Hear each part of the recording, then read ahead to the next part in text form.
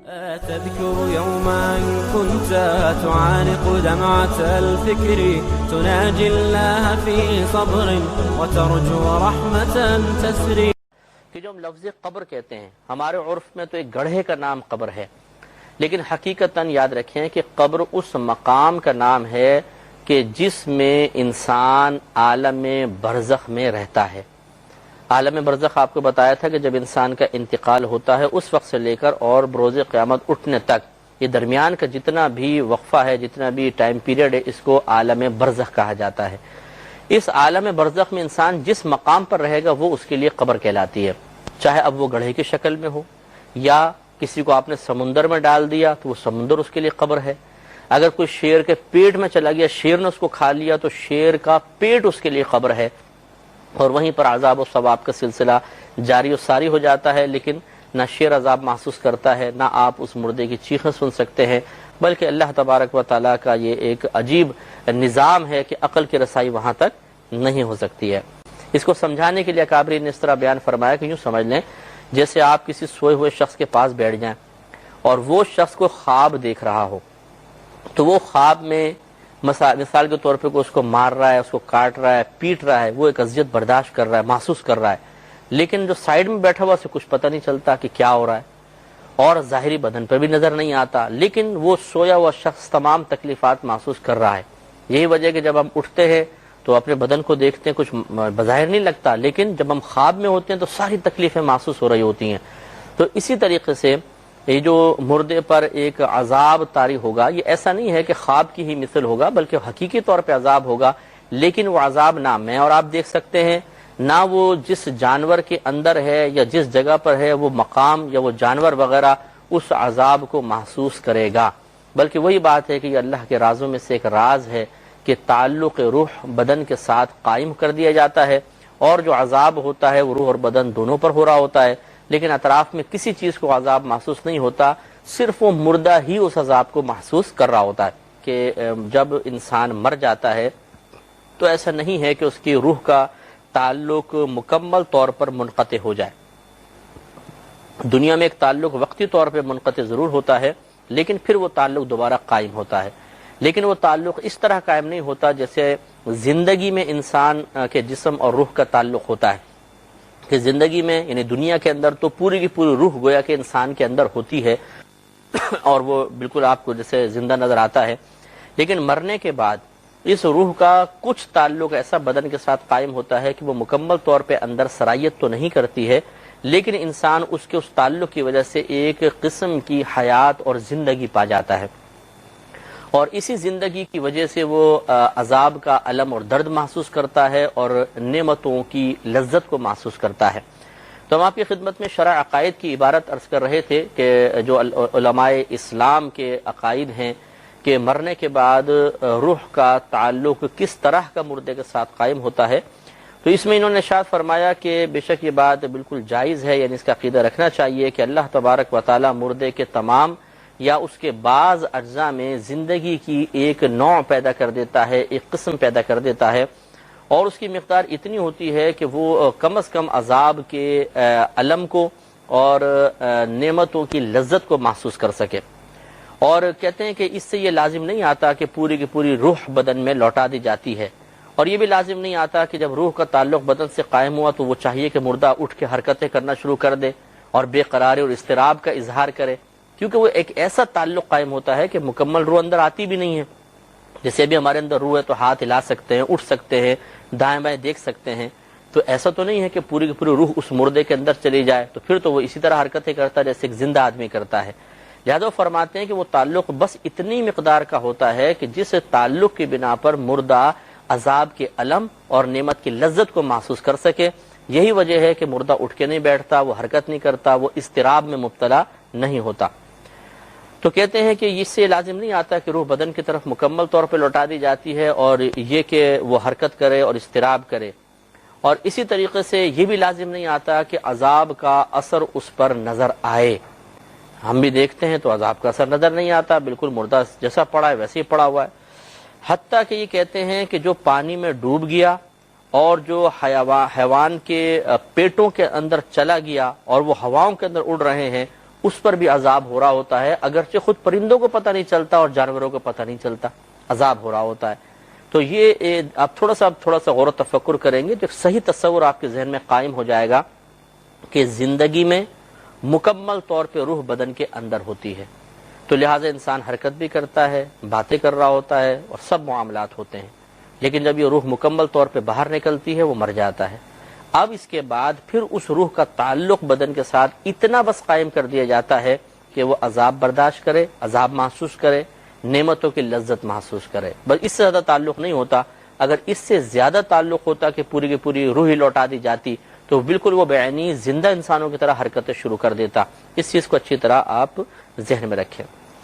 اب یہ بھی ہمارا عقیدہ ہے کہ مسلمانوں کی روح مختلف مقامات پر ہوتی ہے، لہذا علماء نے فرمایا کہ حسب مرتبہ روح مختلف مقام پر ہوگی، بعض کی تو صرف قبر کے پاس ہی رہتی ہے روح، یعنی کہیں پر بھی وہ بہرحال جسم کے ساتھ تو تعلق ہو گئی ہوگا، لیکن بعض کی روحیں قبروں کے پاس ہوتی ہیں، بعض کی آب زمزم کے کنویں میں ہوتی ہیں، یہ حدیثوں میں ہے، بعض کی آسمان و زمین کے درمیان، بعض کی پہلے، بعض کی دوسرے، بعض کی 7ویں آسمان تک، یعنی درجہ جیسے زیادہ ہو دوسرے آسمان تک رہے گی، تیسرے، چوتھے، 5ویں، بعض کی 7ویں آسمان پر رہتی ہیں روحیں، اور بعض کی اعلیٰ علیین میں، یعنی جنت کے اعلیٰ مقام میں ان کی روحوں کو پہنچا دیا جاتا ہے۔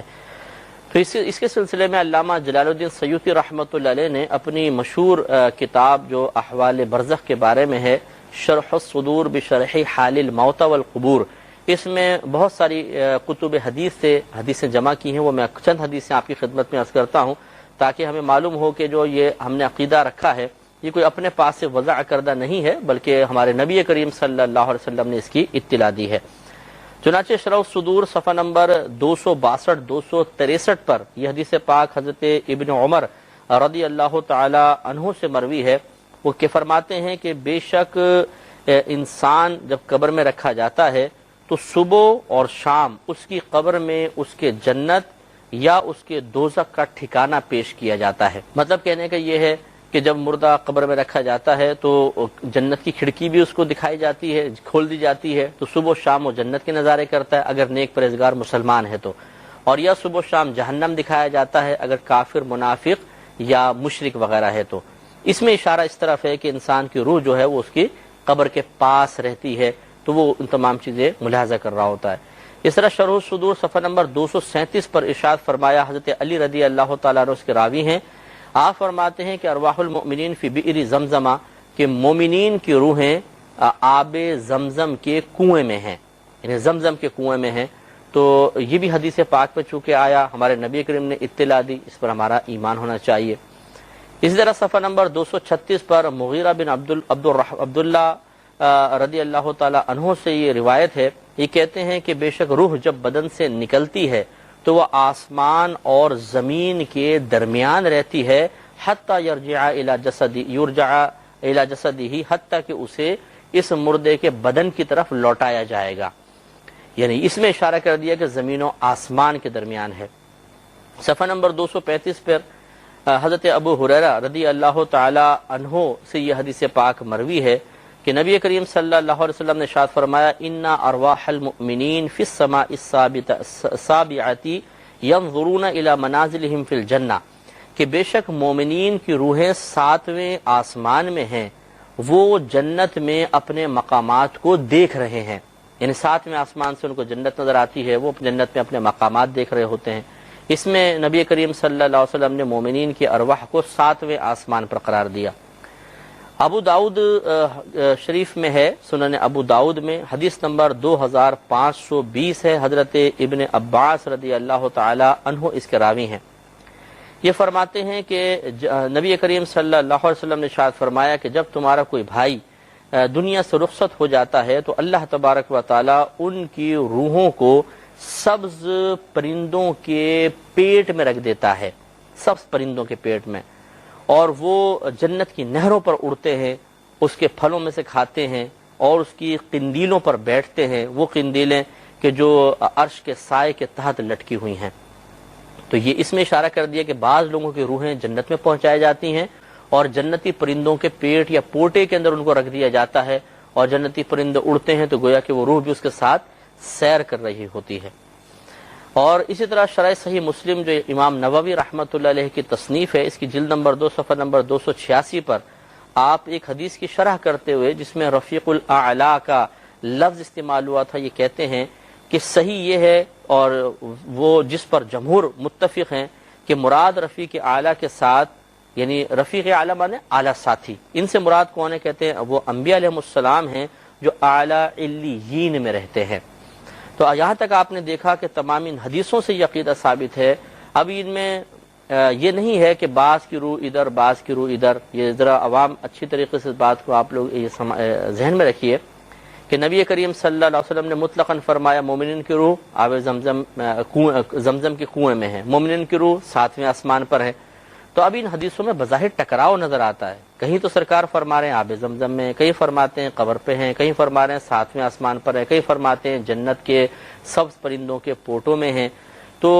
یہ علماء کا کام ہوتا ہے کہ پھر یہ کہہ کر کے جی ایک حدیث کو صحیح مان لیتے ہیں، باقی سب کے مضامین چونکہ اس سے ٹکرا رہے ہیں اس کو رد کر دیا جائے، یہ غلط ہے۔ بلکہ اب کہا یہ جائے گا کہ بعض کے بارے میں سرکار نے خبر دی کہ ان کی روحیں 7ویں آسمان پر ہیں، بعض کے بارے میں خبر دی کہ وہ قبر پر روحیں رہتی ہیں، بعض آسمان و زمین کے درمیان۔ تو اب پھر تمام حدیثوں پر عمل ہو جائے گا، تمام حدیثوں میں آپس میں موافقت پیدا ہو جائے گی۔ تو اس لیے بنیادی اصول بھی یاد رکھیے گا